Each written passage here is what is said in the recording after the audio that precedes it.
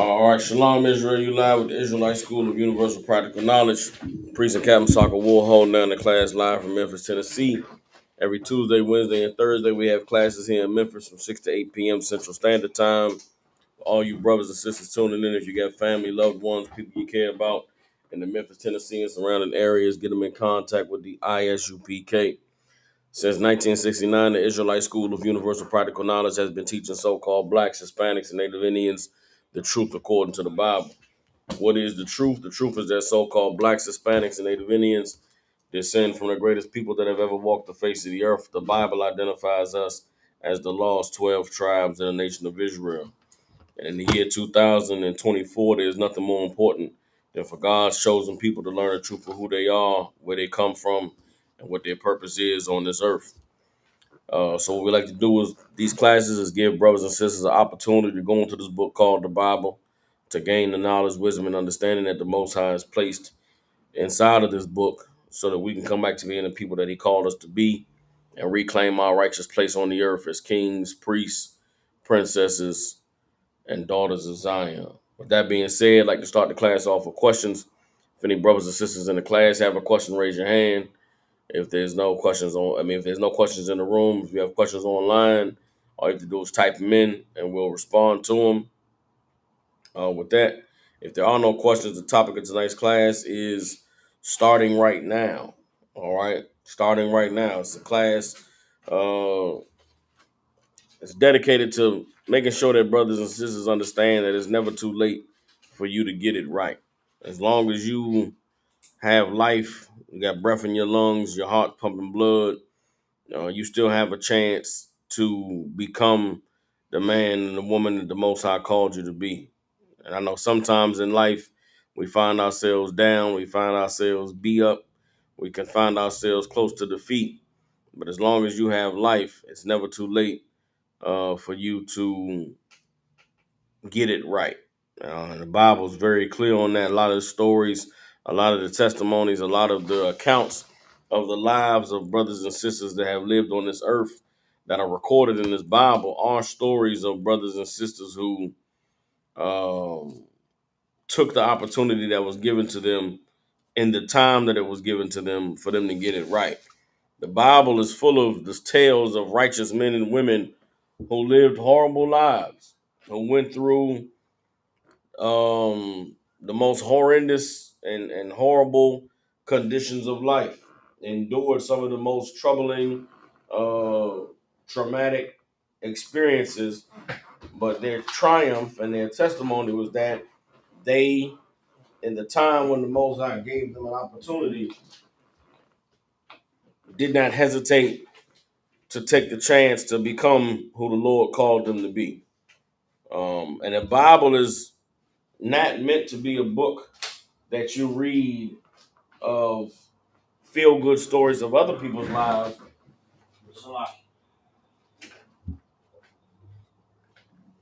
The stories of these brothers and sisters' lives were recorded to strengthen and empower you to be greater than them.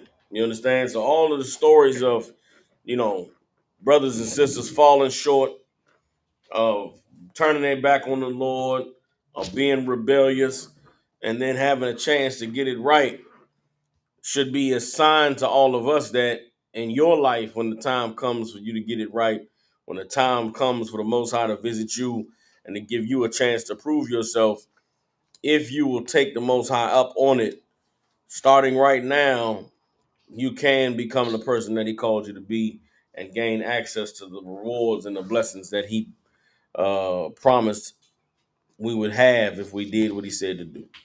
All right. So with that being said, I don't see no questions online. Do you have any questions?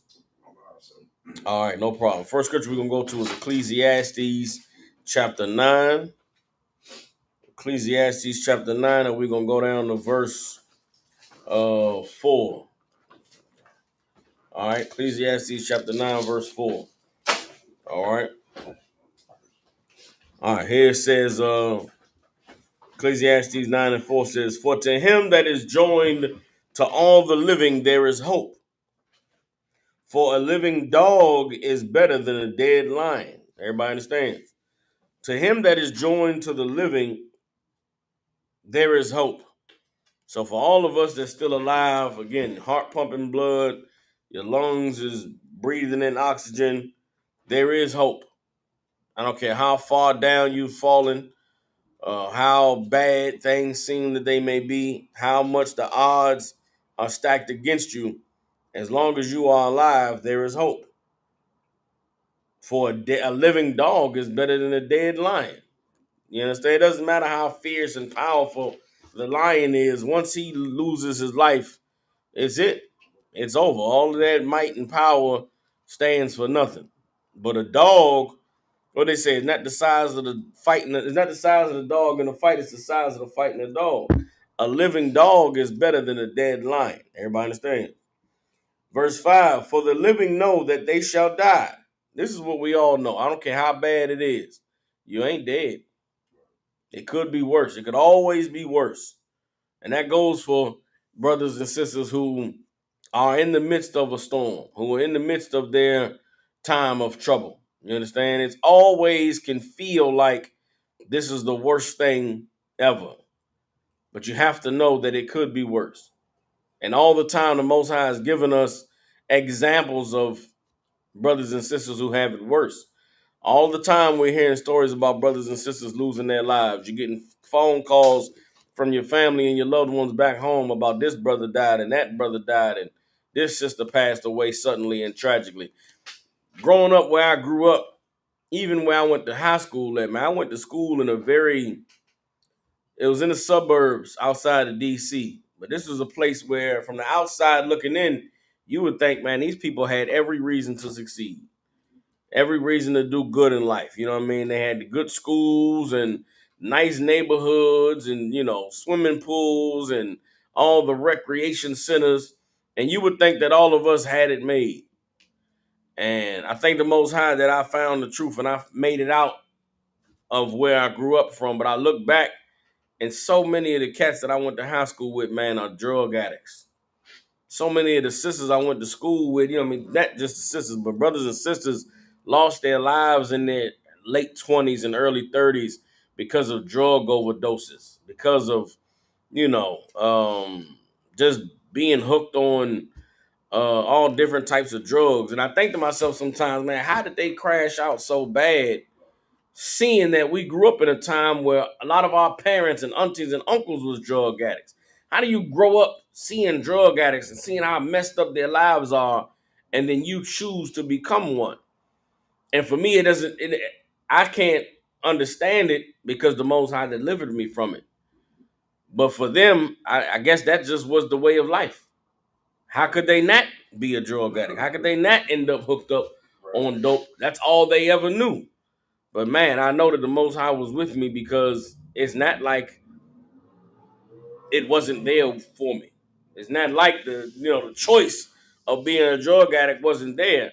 The Most High just chose another path for me. But I look at those brothers and sisters and I feel bad for them, and I pity them. I see in their eyes that their life that they used to have isn't there no more. You know what I mean? And for those brothers and sisters, it's never too late for you to get that life back. It's never too late for you to turn the page and flip the script and to choose to be who the Most High called you to be. And that is why in Ecclesiastes 9 and 5, it's important for the living know that they shall die, but the dead know not anything. Neither have they any more a reward, for the memory of them is forgotten. There is nothing to be gained once you lose your life. As long as you're alive, you have the whole world in front of you. You have everything to lose. Once you're dead, that's it. There is nothing to lose. You know what I mean? I don't care how bad your life, your situation is, you could lose your life. And everybody who's living understands that. Everybody who's living knows that. I don't care if you're in prison. I don't care if addicted to drugs. I don't care if you just lost your house and you're homeless. You living on the streets. Guess what? You can always turn the other page. Your situation can always improve. But once you lose your life, man, that's it. There is no more fighting. There is no more blessings. There is no more that can be gained. Everybody understands. Verse 6. Also their love and their hatred and their envy is now perished. Neither have they any more a portion forever in anything that is done under the sun. You understand? That is the ultimate end game, is losing your life. But as long as you have life, it's never too late for you to start becoming who the Lord called you to be. All right. Next scripture we're gonna go to is in the book of Proverbs, I believe. No, it's the book of the Psalms. Psalms chapter 34 and verse 14.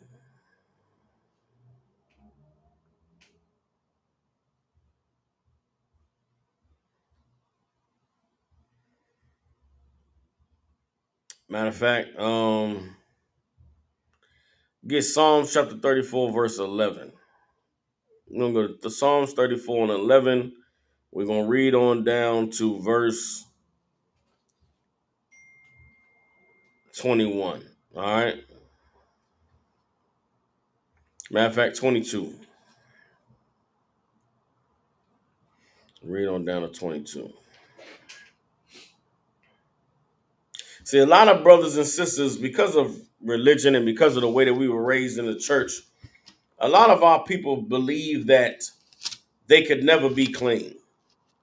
Believe that they've done too much dirt in this world and they've lived too long an evil life that there's never a chance that they could actually be right. And I'm not saying we don't believe that God loves us or we don't believe that God can change us. A lot of us don't believe that we're actually capable of change. And that's because of Christianity has taught us that perfection is an impossible standard to reach. That it's impossible to be like Christ. It's impossible to be someone who does not sin. And that mentally puts you in a place where I'm always going to be an evil bastard. I'm always going to be disgusting and filthy. Why should I even try? When that is the evilest thing that you could convince someone of, particularly in this time that we're living in, with all of the multitude of sins and of carnality being pushed on us through the media, through the entertainment, you understand?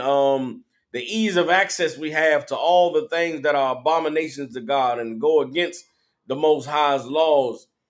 It's damn near impossible for anybody to think in their mind, you know what, I could be right with God. I could be a good child, man. I could be loving and caring and obedient and do what God says to do. Somebody who's 15, 20, 25, 30, they've lived a sinful life so much to the point where they don't believe they could ever be right. They don't believe they could ever be fixed. They believe that I'm just an evil bastard and I'm always going to be this way. That's what keeps a lot of drug addicts from ever cleaning themselves up. It's a demon inside of them. A monkey on their back is the phrase they use that convinces them you were made to be a drug addict. You were made to be a piece of shit. You were made to be someone who is unstable in their life. You can't ever, keep a good job. You can't ever keep your rent paid and not end up homeless. You can't never keep a relationship and not fight and ruin it and end up lonely and by yourself. There's something inside of them that tells them they are a piece of shit. And religion keeps you locked in that space because it convinces you, yeah, you are just a piece of shit. You'll never be good. You'll never be anybody that God would smile at. You'll never be anybody that Christ would have forgiven or Christ would have looked at as being one of his brothers and sisters. Remember this, in the Bible, Christ spoke about his mother and his brother, the people of his family being those that obeyed God. Christianity would never have you to be one of those people because Christianity would never have you to obey God. Instead, Christianity would have you to ask God to love you even though you're evil and you're disgusting. That's not what God wants of us. He doesn't want us to be evil and disgusting. God wants to clean us up. He wants to make us perfect. He wants to make us righteous. He wants to put us in white robes, which is a symbol of purity. You can be who God called you to be, but you got to actually do something to be that person. Being who God called you to be isn't something that is magical, and it doesn't happen after you die. Being who God called you to be is something you have to attain while you're among the living. And that's what we're going to read here in Psalms 34. Psalms 34 is written about righteous people who haven't always been righteous. You understand? There are some among us today. You are righteous. There's a place inside of you where you have the capacity to be righteous. And the Lord is letting you know it's never too late for me to redeem you. It's never too late for me to raise you up. You are not now where you're supposed to be, but guess what? Who's going to say that God can't make it so? But you have to believe, your faith has to be in God is going to make me perfect. Not magically, not some miracle, but I'm going to learn how to do what God said to do. And I'm going to fight that thing inside of me. I'm going to fight this world outside that tells me I can only be a piece of shit. I can only be a drug addict. I can only be a whore. I can only be a pedophile. I can only be a drug dealer. I can only be a murderer and a gangster and a liar and a schemer. You have to fight those things in order to be that righteous brother or sister that God called you to be. Psalms chapter 34, verse 11. Come, ye children, hearken unto me. I will teach you the fear of the Lord. What man is he that desires life and loves many days that he may see good? This is a question being asked of a man who's let me break it down. Verse 12 says, what man is he that desires life and loves many days that he may see good? So this is a question saying, what person wants to live forever? What person wants to live a long time and see many good days? It's a question there because who lives a wonderful life where every day is just wonderful and happy and loving? Nobody lives that life. Most everybody's life is full of some type of trouble, some type of headache, some type of struggle that you're in. That's the majority of life, right? So who's the person that wants to live forever? Most people are weary of life. You just, it's man, life is so hard, life is so rough. Everybody understands. Keep reading. Verse 13. Keep thy tongue from evil and thy lips from speaking guile. Depart from evil and do good. Seek peace and pursue it. This is what you should be doing with your life. You should keep your tongue from evil. What does it mean to keep your tongue from evil? Your mouth speaking evil is your mouth saying things that go against God. They say there's a lot of talk nowadays about manifesting things in your life or speaking things into existence. When the Bible says keep that tongue from evil, it's saying stop speaking evil things into existence. Stop speaking things that are evil. You understand? Like give me some examples of speaking evil.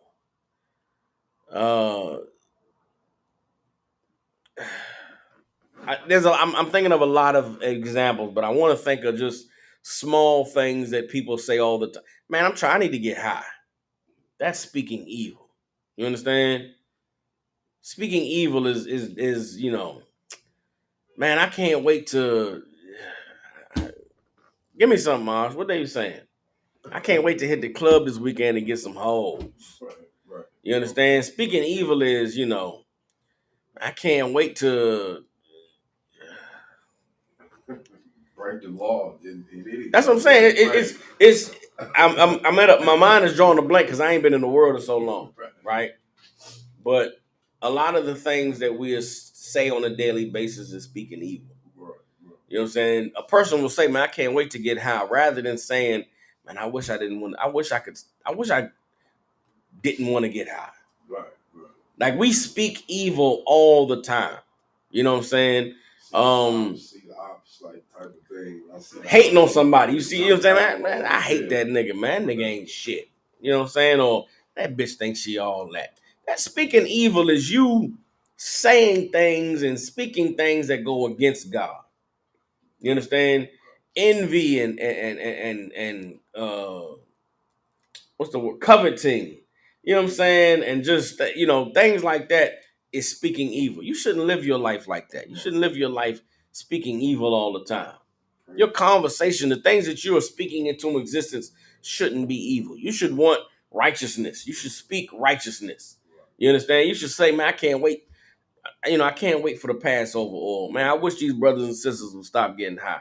Man, I'm tired of seeing these women just like hoes with their bottoms hanging out. Those are the things that we should be speaking. That's the world that we should be creating with our mouths. Rather than that, though, we speak things that are evil. And that's why the world that we live in is so evil. Think about the music you listen to. Think about the things that are being said on the TV, the television, the entertainment that you're digesting. The things that are being spoken are evil. You understand? I'm gonna read Psalms 34:14 one more time. Depart from evil and do good. Seek peace and pursue it. What does that mean? Peace isn't something that just comes to you. You don't just sit still in life and magically peace appears. No, you have to fight in order to have peace. You have to chase after the good in life. It doesn't just come to you. Everybody understands. Verse 15, the eyes of the Lord are upon the righteous, and his ears are open unto their cry. Everybody understand? The eyes of the Lord are open upon the righteous, and his ears are open unto their cry. I'm going to keep reading. Verse 16, the face of the Most High is against them that do evil, to cut off the remembrance of them from the earth. You understand? The face of the Most High is against them that do evil. If you're doing evil, if you're sinning, this is how you know that the face of the Most High is against you, is you lose your life. If you're someone who still has breath in your lungs, if your heart is still pumping blood, then it's never too late for you to not have the Lord cut you off. I mean, it's not too late for the Lord to hear your cry. Everybody understand? Verse 17, the righteous cry, and the Lord heareth and delivereth them out of all their troubles. Everybody understand? What are the troubles of the righteous? The Lord delivers the righteous out of all their troubles. What are the troubles of the righteous?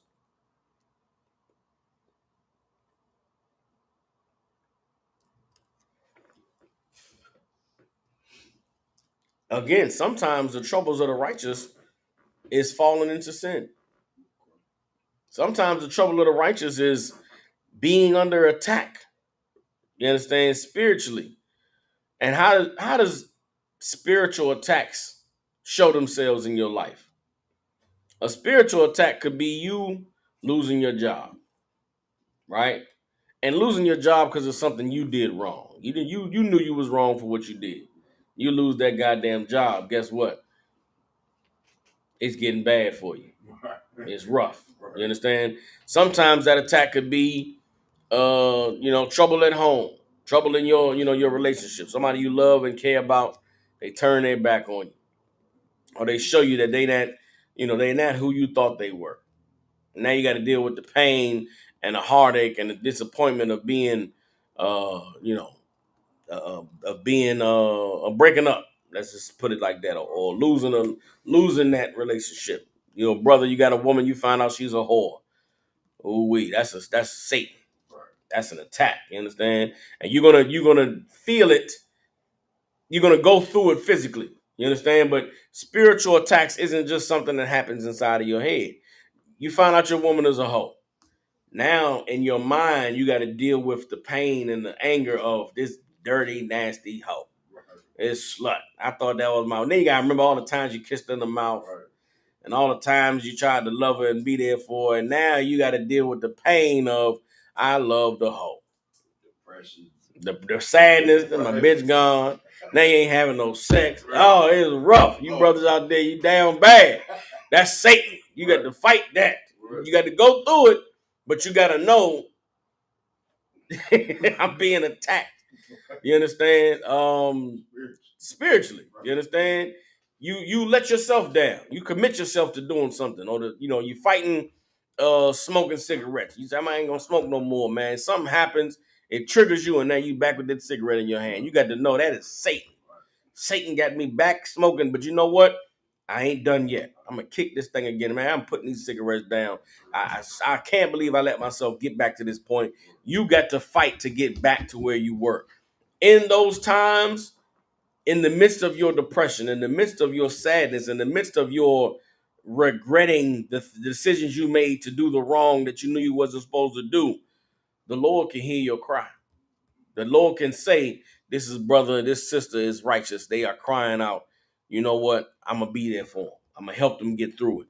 When you pick up that phone and you call for counsel after you've done before or after you've done something you wasn't supposed to do, you call for counsel, the Lord is going to hear your cry. You're going to be given the instruction you need. And understand this.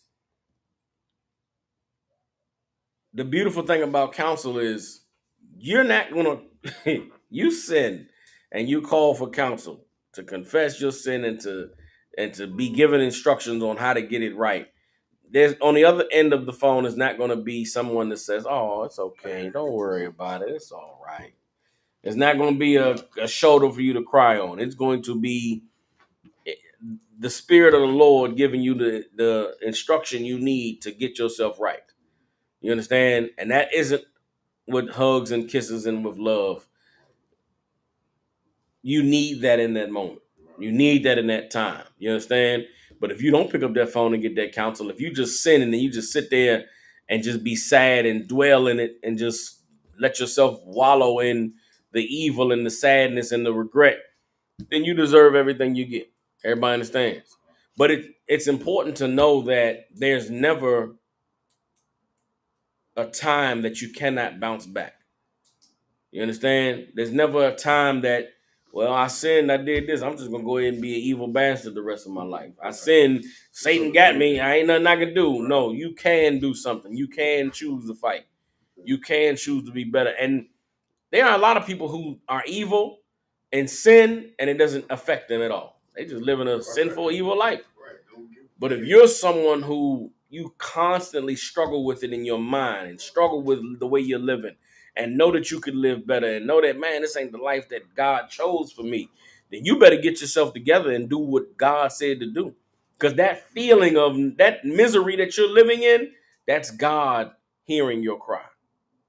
That's the Lord trying to pull you out of it. There's a lot of people who they love living that evil life. Man, they love them drugs. They love getting higher than high. And they lost their family, lost their house. They don't shower, they don't clean. But hey, they get to get high. Ain't nothing nobody can do for them. The Lord can't even help them. But then there's someone who's just ashamed and miserable and hate their life and wish that they could stop getting high, wish they didn't have this monkey on their back. They can change if they decide to give their life, if they seek peace and pursue it. You understand? If they look for the good and try to attain it, the Lord will show himself to them and they will have an opportunity to get it right. All of you brothers and sisters, if you listen to this class now, you are someone the Lord has said, I'm going to give them an opportunity to get it right. I'm going to extend my hand to them and let them know there is a place you can go where you can get yourself together. There is a place where you can go where you can be taught how to be like Christ. There's a place where you can go where you can be given the instructions and the guidance and the counsel to be able to heal from whatever has happened in your past so that you can become that man and that woman that God called you to be. But you have to decide for yourself when you're going to start. And there's no better time than right now. Everybody understands? Psalms 34:17, the righteous cry, and the Lord hears and delivers them out of all their troubles. The Lord is nigh unto them that are of a broken heart, and saveth such as be of a contrite spirit. Everybody understand? Many are the afflictions of the righteous, but the Most High delivers him out of them all. Everybody understands? There is no promise or guarantee that living righteously means all your troubles are going to go away. No matter who you are, where you are, there's always going to be trouble. There's always going to be a fight. There's always going to be a battle. But guess what? If you stand with the Most High, you'll be delivered out of all of them. The Most High is a father. And being a father, the Most High often challenges us to see where we are. You understand? It's like being a father, you have a son who's growing up and you want to see what this boy made of. You want to see what he got.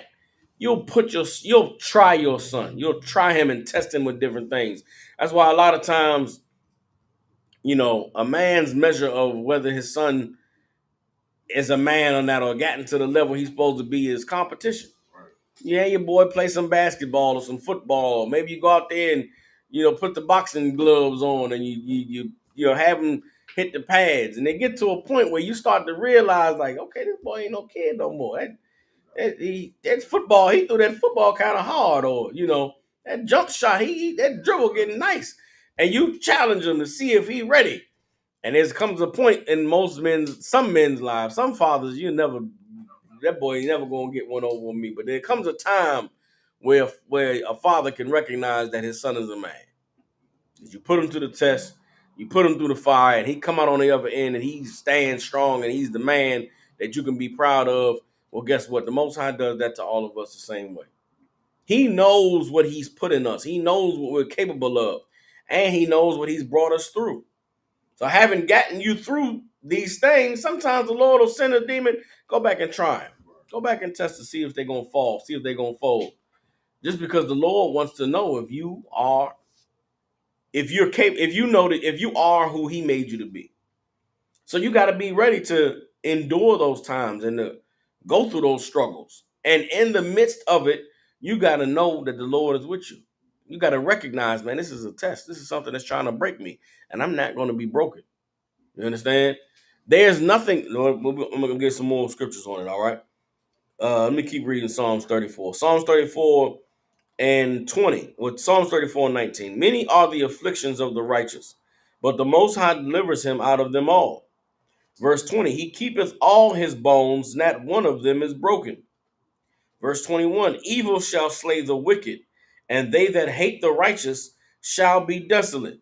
You see, there's a difference between the righteous man and woman who struggles, who's battling with their flesh, who's trying to overcome their shortcomings, trying to overcome the flesh that's holding them back. Then there's someone who hates the righteous. You understand? The wicked, evil shall slay the wicked, meaning what? Those who continue to do evil and don't want to change, don't want to do good, they're going to be slayed in their wickedness. They're going to die in their wickedness.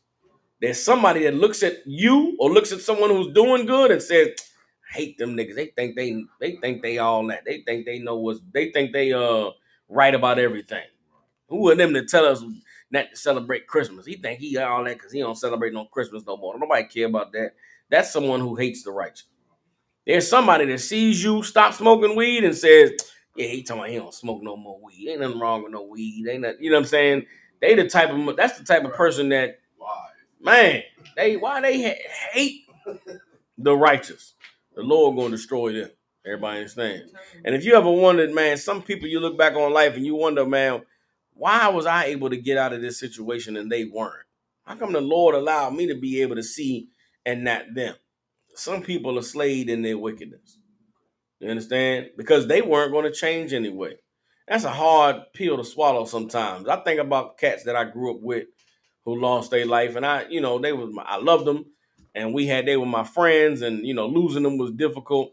And you often say, man, I wish so and so was here. I wish such and such would have lived longer. But you don't know what their life was going to be if they would have still been, if the Lord had spared them. There's no guarantees that them cats would have been with me. Hell, the cats that didn't die, I came to the truth. They ain't coming to the truth. So who's to say my homie or my friend who passed away would have did it? He might have looked at me like I was crazy too. He might have been just another nigga that been like, oh nigga, you weird now. What's all these all black in these boots? I remember when I first came into the truth, some cats respected me. It was cats that I did not have their respect in the world. I came into the truth like I had their respect. Like, man, you seen so-and-so downtown, man, you with them cats down there, they calling white people the devil, man. Them niggas, they crazy, man. But he on some soldier shit. And I had their respect in the world. There wasn't nothing I could have did to get their respect. I know they looked at me like, this nigga, he ain't, you know what I'm saying? But I came into the truth, I had their respect. But then there was cats that I had their respect in the world, and I came into the truth, and now all of a sudden, I'm weird or I'm on some different stuff. It's like, y'all niggas tripping. You know what I mean? Some people die in their wickedness because there was no turning back for them. You still alive, man. The Lord spared you for a reason. And he spared you because there's a chance for you to get it right. And it's never too late for you to start. Everybody understands? Verse 22 is Psalms 34 and 22. The Most High redeemeth the soul of his servants, and none of them that trust in him shall be desolate. Everybody understands? What does it mean to be redeemed? You redeem something when you bring it back. You understand? There are brothers and sisters right now who are living an evil life. They living in sin. Guess what? That doesn't mean they aren't servants of the Most High. That doesn't mean they can't be redeemed. Everybody understands. There's brothers and sisters who are in the world right now, and the Lord is looking to redeem them. They need to know it's never too late for them to start. Everybody understands. It's never too late for them to change their life. I don't care if you're 40, you're 50, you're 25, you're 15, you're 12 years old. It's never too late for you to get yourself together. It's never too late for you to start to become who the Lord called you to be. Everybody understand? All right. Let's go. Let me get hold on. Let's get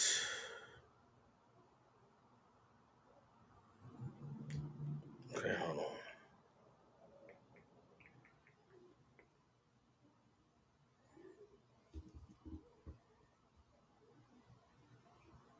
Bear with me.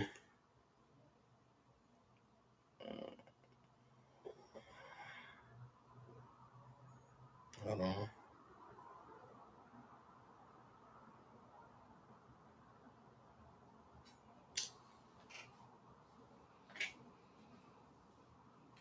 Mm.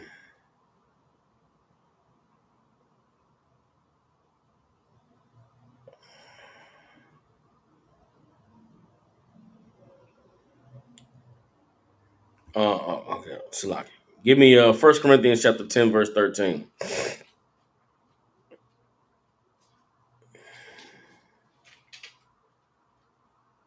All right.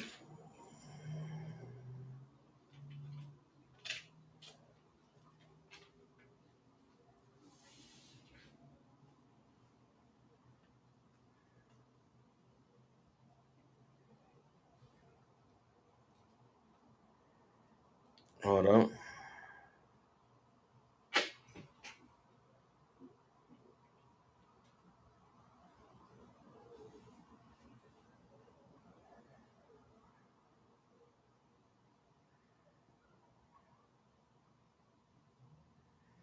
All right, let's get 1 Corinthians chapter 10, verse 11. All right. Really, I wanted to read 1 Corinthians. I just wanted to start at verse 10 and read all the way down, but it's a little bit heavy to go through, wade through all these examples. So we're going to go straight to verse 11, all right? 1 Corinthians chapter 10, verse 11, all right? All right. I'll give y'all some context, all right? So 1 Corinthians chapter 10, from verse 1 on down to verse 10, give us examples that are in the Bible. It is Paul quoting different scriptures concerning times where people were overthrown or were taken by temptation, right? These are people who were given the laws, given the instructions, with the Lord brought us out the wilderness, and there was no reason for us not to be righteous, but we failed. And Paul is talking about how, remember so and so when they were destroyed. Remember so and so when they fell into temptation. Remember so and so when they denied Christ. Right? He's giving all these examples of people who failed to be righteous when there really was no reason for them not to. Everybody understands. So we're coming on down to verse 11 now, and this is him wrapping up all those examples he just gave you. Okay. So 1 Corinthians 10, verse 11 says, now all these things happened unto them for ensamples. Meaning all these things happened to them to be examples for us. Everybody understand? And they are written for our admonition, meaning they're written for us to admonish them or to learn from them, to take heed. Everybody understands? Upon whom the ends of the world are come. Meaning we are living at the end of the world. All those things happened to them in the past so that we could learn from it. And now in the end of the world, we wouldn't fall into the same trap. Everybody understand?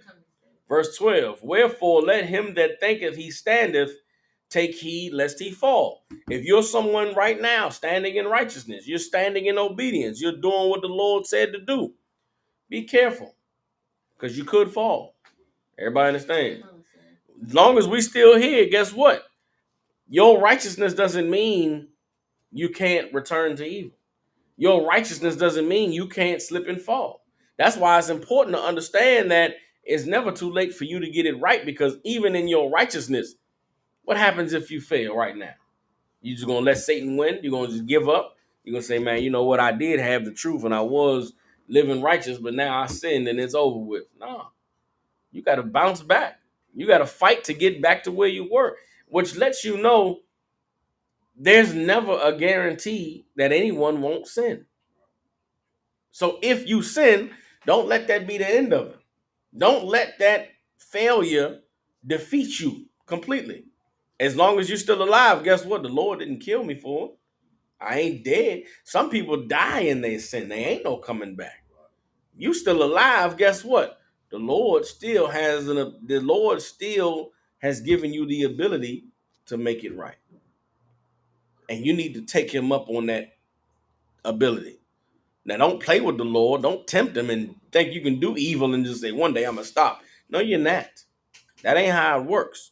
But if you're someone who's living righteously and you fail, you fall, you understand, you suffer a setback, you have to realize that this setback was meant to let me know I ain't done nothing yet, that I ain't made it yet. Everybody understands. And being in the truth, because you're around so many evil people, it's easy to feel like, well, at least I ain't as bad as so-and-so. Don't think that.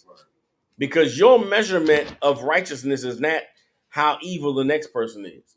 Your measurement of righteousness is how are you now compared to who you were? And I don't care if you live righteous in the truth for 20 years. If you sin tomorrow, guess what? The man you are now is not as good as the man you were for 20 years. You need to bounce back. You need to now compare yourself to who you are today. Tomorrow, you need to be better than that man who sinned yesterday.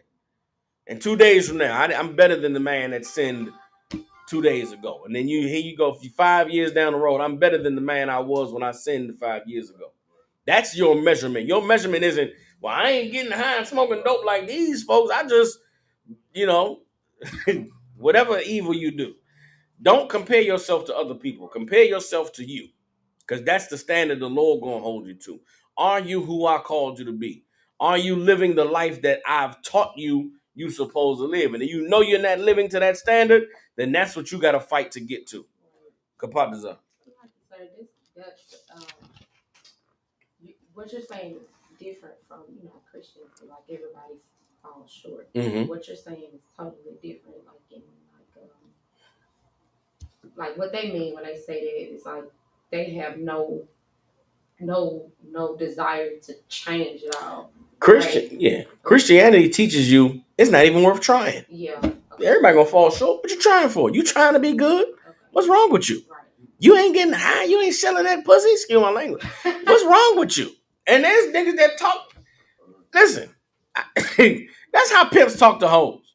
Bitch, you ain't selling that pussy. What's wrong with you? What you working a job, bitch? Why you working? You working a job? How you could be out here getting paid? Bitch, I can get you paid with that body, that mouth. What you trying to be good? Bitch, you waiting for marriage? What is that? Oh, you goofy. Look at this body God gave you. It's like your mama. What your mama did with that mouth. That's why she had them husbands. That's why your mama was taken care of. That's how they talk. That's Christianity. I'm sorry. That's the way they speak. Tell me y'all ain't heard that before. How many drug dealers ever said, shit, all these motherfucking crackheads out here, somebody gonna make the money, might as well be me. That's Christianity. I'm gonna not sell dope? I'm gonna be broke.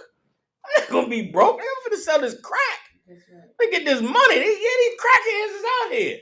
I know it's hurting the community, but hey, the community gonna be hurt no matter what. Well, damn, we'll never be fixed.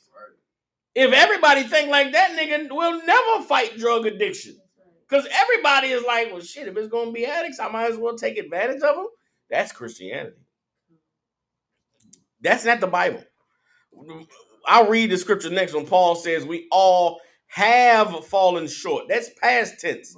In the past, we all fell short. But once we get on this program, we're not falling short no more. You can live a life where you're not falling short of the glory of God. You can actually live in the glory of God. What does it mean to live in the glory of God? You're living in his righteousness. You're living in obedience. And because of that, man, look at how wonderful my life is. Man, since I started obeying God, man, my life is getting so much better. Things are so much clearer for me. My relationships with women is so much better since I learned to love, to obey God. I obey God with how I choose a woman, with knowing that if I lay a woman down, that's supposed to be my woman for the rest of my life. Guess what? I don't have time for hoes no more. I ain't got time for the mess that comes with hoes. Brothers in the world who having sex with a lot of women with no intention of it being anything more than sex don't know how horribly they're shortchanging themselves. Like, I know niggas that think that having sex with women and just throwing them away is easier than being in a relationship. When it's not. Nigga, you get so much harder of a time dealing with these hoes than you would if you had a good woman. But a cat in the world, he think he winning. He think he winning because he meet women, have sex with them, and then you don't call him no more. When, okay, if a man is honest with himself, you have sex with a broad. I don't care if you had sex with her once, or 5 times, or 10 times. Soon as she stopped calling you, there's a part of you that's like, damn, I wasn't good enough. Right. As a man, I ain't never put that work down on a woman and felt good if she didn't come back. Bitch, what you mean you leaving? Where you going, ho? You found somebody else. That nigga ain't doing it like me. But the nigga in the world can't say that because clearly he is doing it better than you, bitch, dog. She left. She gone. You lost your bitch. You ain't. I thought if you a player, you that nigga. Hey, it wasn't that good. Nigga, you wasn't good enough. Damn that. You gonna face that for 35, 40 years of your life? Nah, give me one. Give me one, Lord. Give me one that I know is good. I don't care what anybody else say. Goddamn it, she let me know I'm doing the job. The cat in the world ain't got that. You ain't got it, my nigga. I don't care who you is. You ain't got it. You got it. You getting bitches out here. Okay, no problem. Is they staying? Are you keeping them? You ain't keeping them. Oh, that's because you ain't got what it takes to keep them. That's a horrible way to go through life as a man. And the cat in the world, because he don't want to face it, he gotta, he finds another way to deal with his depression. You know what I'm saying? That's why they getting high and they, that's why they alcoholics and that's why they lie and hoes ain't nothing, these women ain't shit. Okay, hoes ain't nothing, women ain't shit, but you having sex with them. What does that say about you? Like, that's a horrible life. That's a life in darkness. You come into the truth and you live and you stop disobeying the Lord, you'll have a woman and learn how to keep a relationship. Learn how to have a loyal woman in your life to where man, I got me a good woman. She love me, man. She here for me. Not because of, and for some minutes, she's here for me because of God, because of the truth. But for other brothers, it's here because I'm put it down. I'm that nigga. Why would she not be here? That's living in the grace of God. Everybody understands. And keep reading. Let's go to the scripture. 1 Corinthians chapter 10, verse 11. All right. Now, all these things, Salaki, that was on Kapatazar's point. I'm going to go to Paul, and we have fallen short of the glory of God. That's not present tense. Christians think that, we never could reach the glory of God. We all have fallen short. No, Paul was saying in the past, when we were in the world, when we were sinning, we all fell short of the glory of God. But now that we're walking in righteousness, now that we're walking in obedience, now that we're being who God called us to be, we see what it's like to live in the glory of God. You understand? Being in the truth, we in Memphis, Tennessee, it's death and destruction and poverty and everything all around us. But when you living in the truth and you standing with the Lord, you able to see the world a different way. And it's like, man, I wish these brothers and sisters knew the truth. Man, I wish they was living how we were living, because we got peace. Man, it's this is a for the rest of the world, this is a horrible time to be alive. Right. But for being in the truth, it's like, man, we see the Lord moving on the earth. It's a beautiful time to be alive. We living in two different worlds at the same time. We are you striving for righteousness and living righteously. You're living in the glory of God. Everybody understands? All right. 1 Corinthians chapter 10, verse 11 says, now all these things happened unto them for examples, and they are written for our admonition, upon whom the ends of the world are come. Verse 12, wherefore let him that thinketh he standeth take heed lest he fall. Verse 13, there has no temptation taken you, but such as is common to man. The things that you are going to endure, that you are going to have to fight through, they are things that everybody has to endure. Everybody has to fight through. There's not anything that you're going to experience in life where it can be said, nobody's ever had to deal with this. No, everyone has, all people deal with it. I don't care if your issues are health, your health failing you. You got some sickness in your body, or some ailment, some cancer, or some diabetes, or some heart disease you're dealing with. Guess what? You ain't the first one. That's right.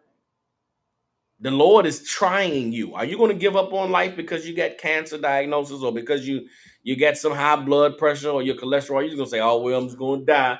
You're going to just be fat and keep eating fat foods because you get diabetes. You're just going to die being fat. Or you're going to change your diet and work out and have some discipline with what you eat. Cut out the sodas and the high fructose corn syrup. That's how you fight. That's how you prove yourself to the Lord.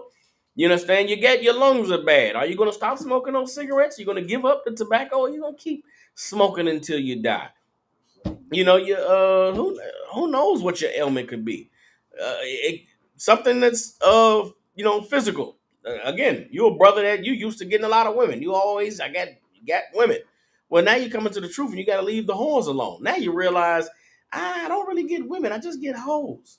And getting hoes ain't hard to do. When you got to get good women, can you get a good woman? Easy to get a hoe. You buy a hoe a burger. You can have sex with a hoe. There's some men out there that think having sex with women means, yeah, I'm a player. I have a lot of sex. Yeah, you're buying burgers, nigga. You're getting cheap burger sex. Can you get stay with me forever sex? Right. Can you get a woman to be with you and only you for the rest of her life sex? That's different. That's a different level of sex. That's a different level of woman. Some brothers come in the truth and realize, damn, I can't get no women. I can only get hoes. Right, that's what I'm saying. Can you learn to be a man that actually gets women? Can you get a woman, one woman? Not just get one woman to be with you forever. Just one. Doesn't matter how she look, big, tall, fat, skinny, rich, poor. Can you get one woman of all the billions of women on the planet to be with you for the rest of your life? If you can't do that, my nigga, yeah. You ain't that guy. Right. What good is all the hoes you was getting? Them hoes you was having sex with hoes for burgers. That ain't nothing to be bragging about. Can you get a woman to actually want to love you and be with you? Can you get a woman to deal with your fart smell? Some of you brothers, your farts horrible. Can you get a woman that'll stay past the passing of gas? Some of y'all can't keep a woman past no gas. You can't keep her. Once she smell you past gas, it's over with. Can you keep a woman after she got to wash your clothes? You keep a woman when she look at your dirty drawers and she say, this nasty bastard. Can she still love you after that? Some of you brothers ain't have a woman love you after that. You come in the truth, you realize I can't get no woman. So you're just going to be a man that never gets a woman, or are you going to change yourself? Are you going to refine who you are? Are you going to become a caliber of man that can actually find a woman who's going to love you and be with you and care for you? You're going to have to fight through the desire of easy hamburger hoes.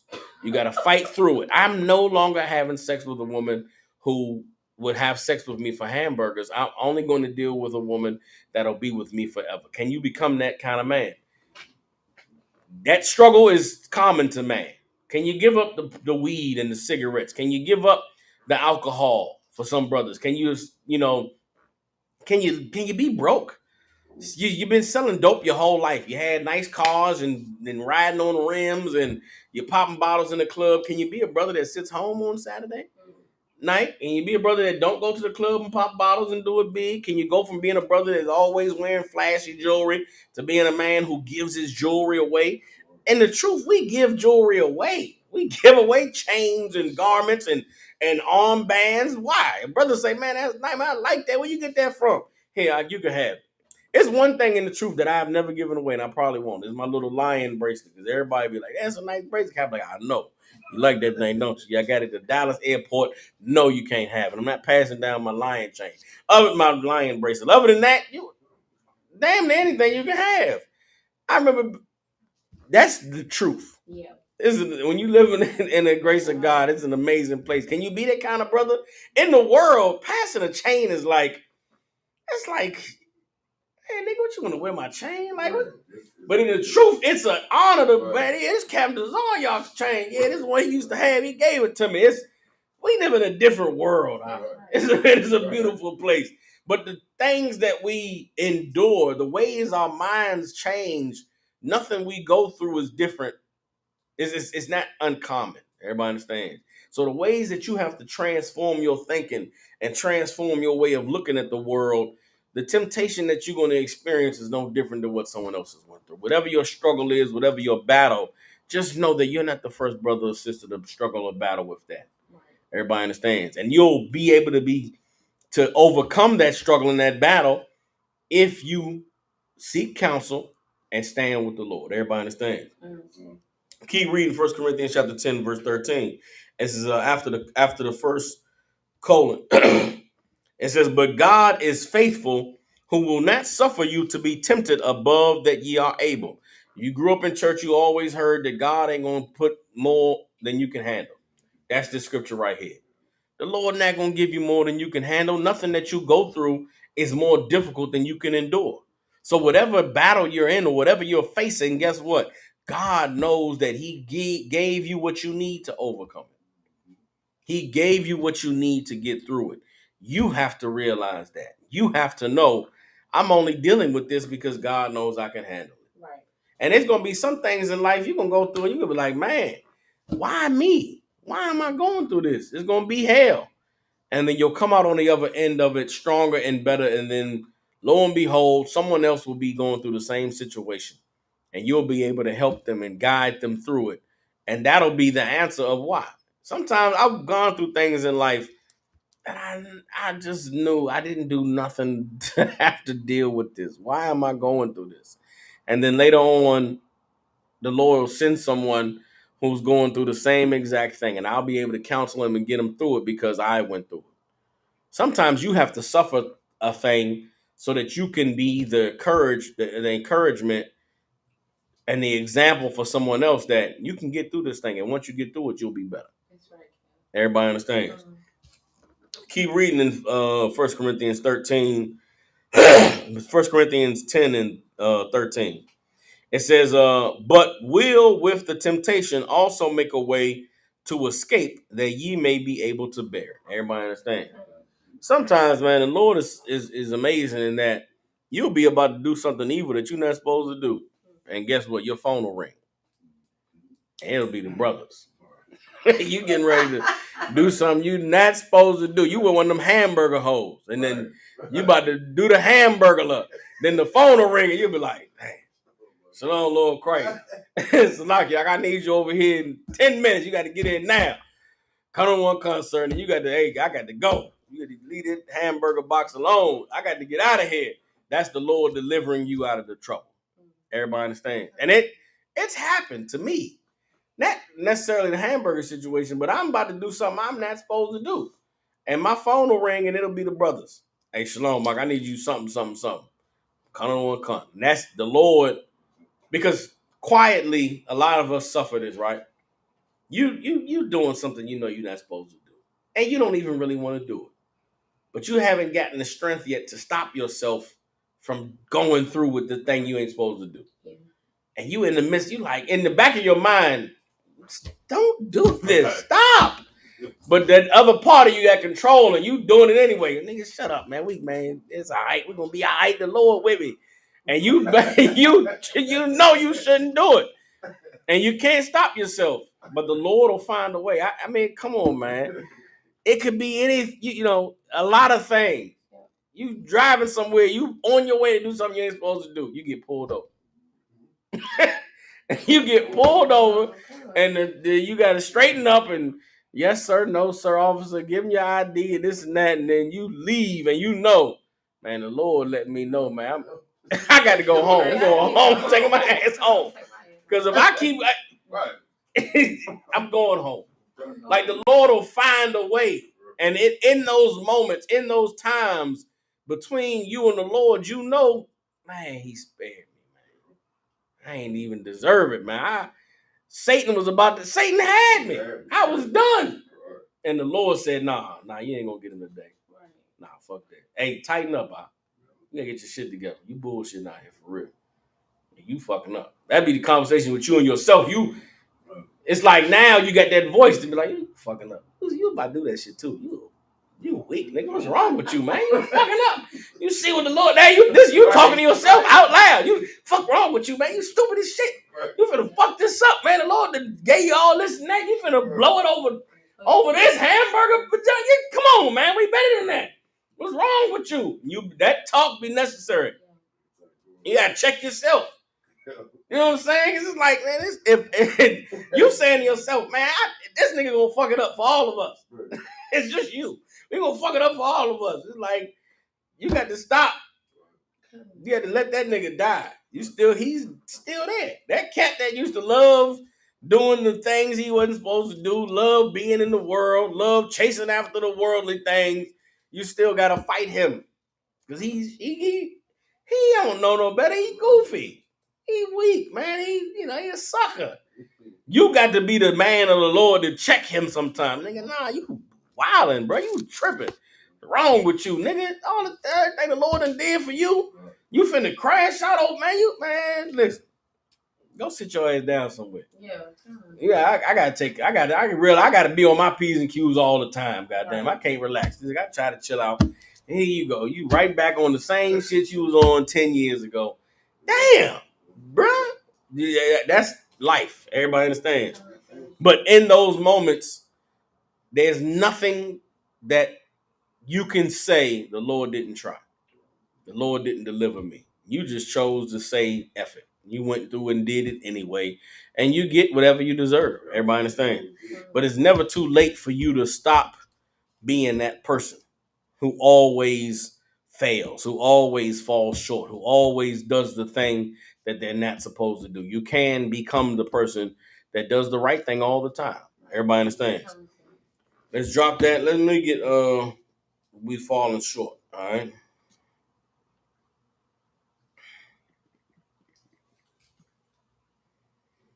Get Romans chapter 3. Romans chapter 3.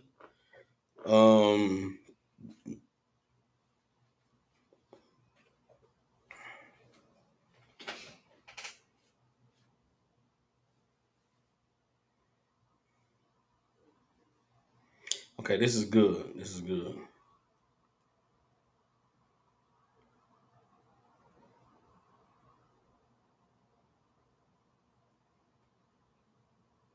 All right, let's get Romans 3 and 19. All right.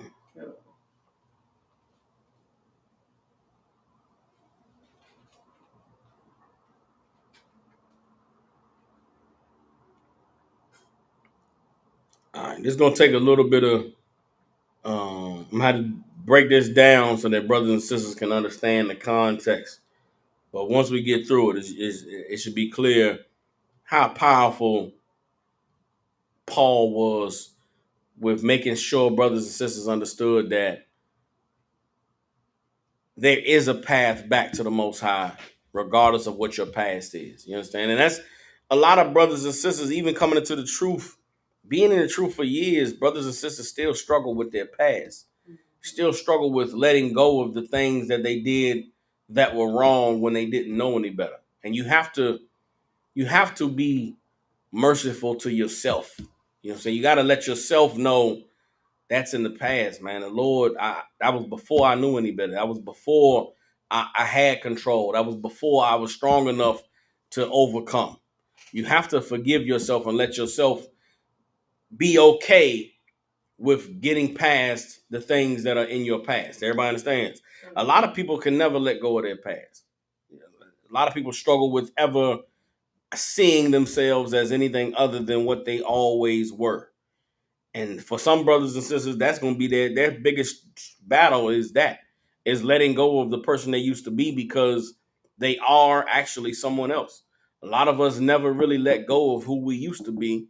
And so we never see ourselves as this new person the Lord called us to be. We always stay in the battle with being that old man. Everybody understands?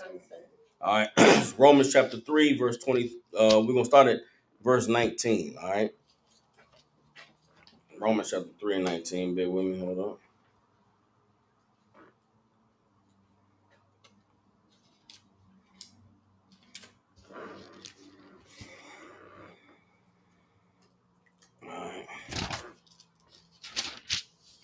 Romans chapter 3, verse 19.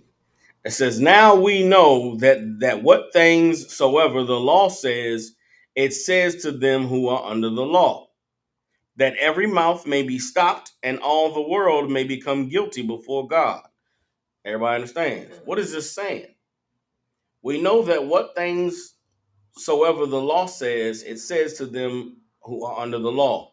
What does it mean to be under the law? Whatever the law says, it says to them that are under the law, right? What does the law say? It's important to understand law, right? It's just not just biblical law, but law, period. This thing of the laws of America, right? What does the law tell you? Osh. Do's and don'ts. No. That's not what the law. Okay, no. That's not what the law tells you. That's not what the law tells. The law doesn't tell you the do's and don'ts. A lot of the do's and don'ts are known without the law, right? The do's and don'ts is the rules, right? Those are the rule. The rules are the do's and don'ts. The law is not the rules. The law is the law is what comes after the do's and don'ts. This is important. Okay. Write that down. The law is not the do's and don'ts. The law is what comes after you know the do's and don'ts. All right? Kapatazar. It's like the penalty or consequences for breaking. That's the law. The law is the penalties and consequences for doing the don'ts. Everybody understands? The do's and don'ts are known already. The law tells you the punishments. You understand? So I'm saying the tell you part because educating you is not what the law does, right? Education is something that should come from home. It's something that comes from society. The do's and don'ts is something we all learn growing up. Right. The law comes later and says, you do that don't, here's the punishment. Here's the penalty. The law tells you the punishment, right? So let's read verse 19 again. Now we know that what things soever the law says, it says to them who are under the law. So what does the law say? If you disobey, here's the punishment. Yeah. Who's under the law? Everybody who disobeys. Yeah. If you're not disobeying, the law ain't affecting you. I do all the do's. I ain't got to worry about the law. The law is the punishment for the don'ts. The don'ts are the disobeyers, the rebellious.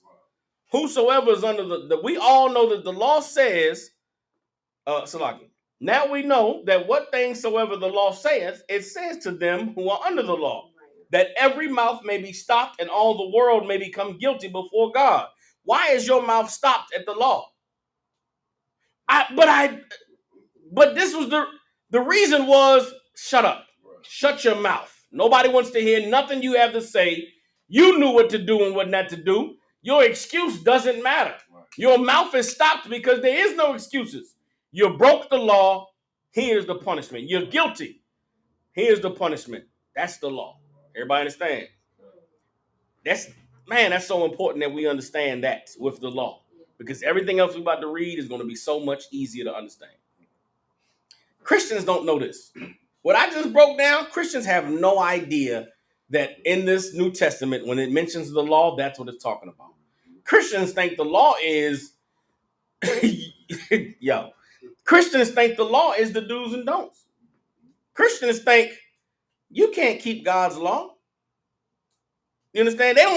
Christians don't realize that keeping God's law is avoiding the punishment. Yeah.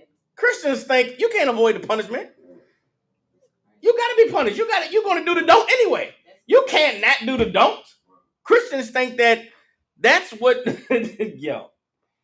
Christians think it's impossible to not do the don't. What kind of world is that? What kind of God would we have if it was impossible to not do the don't? You mean to tell me God can do everything, but he can't make you to do the right thing all the time? That's insane. Christians praying God for a house, for a car, for a mansion, for health. They pray God heal the sick. And imagine praying that God heals the sick and raises the dead, but he can't make me be righteous. That's insane. That's insane. That's Christianity. God is going to heal the sick and give sight to the blind, walk on water, turn water into wine, but he can't get me to stop loving hoes. I'm just a man. We all fall short. What the fuck? Excuse me. What the fuck are these people believing? That is insane. That is insanity. They think that it's impossible. I can do all things through Christ who strengthens me, except obey God. That's not obeying God. That's y'all crazy. Don't say it. Don't beat yourself up about that. I know, bro. That is evil as hell. Man, that's insane. That is insane. Keep reading Romans 3 and 20. Romans 3 and 20 now. Therefore, by the deeds of the law, there shall no flesh be justified in his sight. For by the law is the knowledge of sin. What does this mean? What are the deeds of the law? The deeds of the law are the punishments. So you can't be justified by being punished by the law. This is saying you can't say, yeah, I paid my seatbelt fine. So it's like, imagine bragging about paying your tickets. The paying your tickets isn't nothing to brag on. Never getting a ticket is something to brag about. Right. The nigga who should be bragging is the one that never got a ticket. Not the nigga who said, yeah, I went to court and paid all my fines today. Nigga, you lose it. You're a loser. You went and paid all your fines. You couldn't avoid the fines. Christians believe you can't avoid the fines. The Christians believe I can't avoid going to court. God, is horrible. This is saying, again, Romans 3 and 20, therefore by the deeds of the law, there shall no flesh be justified in his sight. You cannot be justified in God's sight by paying your penalty, accepting your punishment. That is not what justifies you in the sight of God. What justifies you is never being punished. Lord, I've done everything you told me to do. I am not deserving of punishment from you. Since I learned the truth and I changed my life, since an hour ago, 5 hours ago, 5 days ago, Lord, I'm not deserving of any punishment. I've changed. I've repented. I'm striving to be who you called me to be. It's never too late for that to be where you are in life. It's never too late for you to say, from this moment forward, I'm not sinning against the Lord. I'm not going to be punishable. Everybody understands? End of verse 24. By the law is the knowledge of sin. Verse 21. But now the righteousness of God without the law is manifested, being witnessed by the law and the prophets. What does that mean? Now the righteousness of God without the law is manifested. Break that down for me.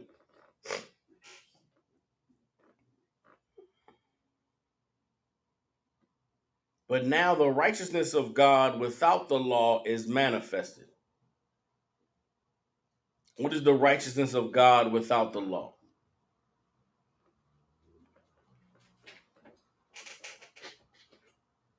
Remember, what is the law? The law is the punishments, right? So the righteousness of God without the law is being manifested. What is being shown now?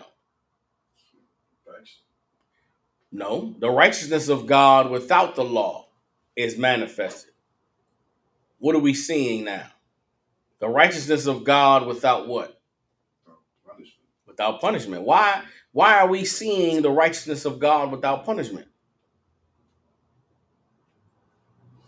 Punishment wasn't working. I mean, I ain't say it wasn't working, but No. Think about it. Just stay with where we are. Stay with these last two verses. I'm gonna read it from verse 19. Now we know that what things soever the law says, it says to them who are under the law, that every mouth may be stopped and all the world may become guilty before God. Therefore, by the deeds of the law, there shall no flesh be justified in his sight, for by the law is the knowledge of sin. But now the righteousness of God without the law is manifested. What is the righteousness of God without the law? You said it's the righteousness of God without punishment, right? I'm saying, why is there no more punishment? How can we have righteousness without the law? How can we have righteousness without people being punished?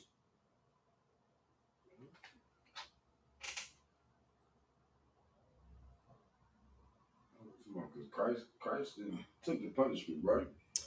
No, Going off. no. That's why I asked the question, because it's not because Christ took the punishment away. Kapata's what was he gonna say? Oh, so like you said, it's like we see what happens when we punish when somebody's punished for the penalty for breaking the law. So I'm about to say we see what happens when somebody's punished for breaking the law, like the penalty. Mm-hmm. It's like it should make us want to, not should make us, but because we see it now, we're gonna live according to like the dues, I should say. Okay, so y'all bouncing around it. I'm gonna read one more time. Romans 3:21. But now the righteousness of God without the law is manifested. The righteousness of God without the punishment is here because nobody's sinning anymore. There's the punishment didn't go away because now ain't nobody being punished. There's no reason for anybody to be punished because we're all obeying the law. We're all doing the dues. We're all obeying God. If we're all obeying God, guess what's not happening? No more punishment. No more law. It's like saying the police will go away. If we all lived right, there wouldn't be no more police. Imagine being black and living in America and the police get behind you and you don't even care. Imagine not even noticing police no more. That's this describing. It's not that there ain't no more police, but they ain't fucking with me. I'm doing everything I'm supposed to do. I don't even care about the police. I see police all the time and don't even think twice. They still out here doing what police do. Beat niggas over the head. Tuesday and Thursday is still jump out day. I ain't noticed it in 15 years. I ain't noticed jump out day in 15 years because I do what I'm supposed to be doing. Police get behind me. My place is clean. I got my license on me. My insurance. I got insurance. That's crazy. I have insurance. I ain't worried about nothing. That's now, and spiritually, I'm obeying the Lord. I'm doing what He said to do. So anything bad happening in my life, I'm not thinking, oh no, this is the Lord punishing me. I'm thinking, man, what the fuck going on here? What kind of bullshit is this? Satan, what you trying to do? You fucking with me, nigga. I'm supposed to be at peace right now. Satan fucking with me. I get mad now when things happen in my life. I get mad like, man, what the fuck? This shit ain't right. I'm doing what I'm supposed to do. Leave me the fuck alone, man. Now I got to go through this shit. And it be small stuff. It be simple things. You know, it be childish stuff. Bills. I ain't fucking, come on. I ain't worried about no fucking bills. I'm be all right. You know what I'm saying? It be simple stuff. Stuff that you gotta worry about it. But you're like, that's fucking goofy shit. Satan, you ain't gonna trip me up over no bills. You know what I'm saying? So it be living a life where you're obeying the Most High stops you from suffering the oppression of a sinner. Sinners are oppressed by the law. Sinners are oppressed by being punished all the time because they're doing wrong. When you living right and you serving the Lord, nothing that happens to you is a punishment. Right. It's all just a test. And you're able to deal with it that way. Oh man, it's just a test, man. Satan's just trying me. The Lord just trying to see how if I'm a fold or not. I ain't finna fold. So one thing I know is I'm not folded. I don't give a fuck what happens. I ain't folded. So whatever happens, okay, whatever, it's gonna be what it's gonna be. Right. But I'm not gonna fold. I'm gonna remain constant. So Satan, the Lord can do whatever he want to do. Whether the Lord bless me, I'm gonna stay solid. If he curse me, I'm gonna stay solid. Right. If I'm punished, I'm gonna be solid. If I'm blessed, I'm gonna be solid. So it ain't, no matter what, I ain't gonna change. I could become a billionaire tomorrow. Guess what I'm not gonna do? Buy a hamburger vagina. I don't care what happens. I don't care how much money I get. Hamburger vaginas in my rear view mirror. My days of burger sex is over. It's done. Man, what? I'm not scraping the bottom no more. That's done. Whatever your thing is, you overcame. You got to look at that and say, no matter what, that's in the rear view mirror. Verse 21 is talking about that. The righteousness of God without the law is manifested, being witnessed by the law and the prophets. The law and the prophets, they all have prophesied of a time when we wouldn't be getting punished no more. Why? Because we all obey it. You understand? Verse 22. Even the righteousness of God, which is by faith of Jesus Christ unto all and upon all them that believe, for there is no difference. So verse 22 is reiterating, is even the righteousness of God, which is by faith of Jesus Christ. What the righteousness of God, which is by faith of Jesus Christ, is because of Christ, I can be perfect. Because of Christ, I don't have to sin no more. I've been forgiven for my past. So the Lord doesn't no longer look at me like I'm some dirty, disgusting bastard. I've been forgiven, so now I'm clean. Right. Now I can start today and move forward living righteously. I can start the day and move forward being a new person. I can start the day and move forward being a servant of God, being obedient, and being blessed for taking a stand and changing my life. Right. That's the faith in Christ. If that's not what if you don't believe that because of Christ I can be perfect, then what do you have faith in? What do you believe in? I don't even know what Christianity is about. If Christ did not die for your sins so that you could be sinless, what the hell are you even doing? My brain is being wrecked right now because I'm thinking of Christians in my life who I've known that said shit like, I'm covered by the blood of Jesus. What does that even mean if the blood didn't mean you can be good now? So hold up, you covered, he died so you could keep sinning? He died so you could keep being punished? What are you talking about? That's insane. This is clear what it's talking about. Even now, the righteousness of God, which is by faith of Jesus Christ, unto all and upon all them that believe. What does it mean to believe? You believe in Christ, you do what he did. You follow in his footsteps. You walk the walk he walked. He walked perfectly. If you believe in Jesus Christ, then you'll do everything Jesus Christ said to do. What did he say to do? Sin no more and be ye therefore perfect. The kingdom of heaven is at hand. The kingdom of heaven is within you. All these things Christ said and the way he lived, if you believe in him, you'll be doing it. Everybody understands? Verse 23, for all have sinned and come short of the glory of God. In the past, we all sinned and fallen short of the glory of God. But now the righteousness of God is manifested through Jesus Christ. Everybody understands? We don't have to live a life of constantly being punished by God. You can live a life of righteousness. You can live a life without the law.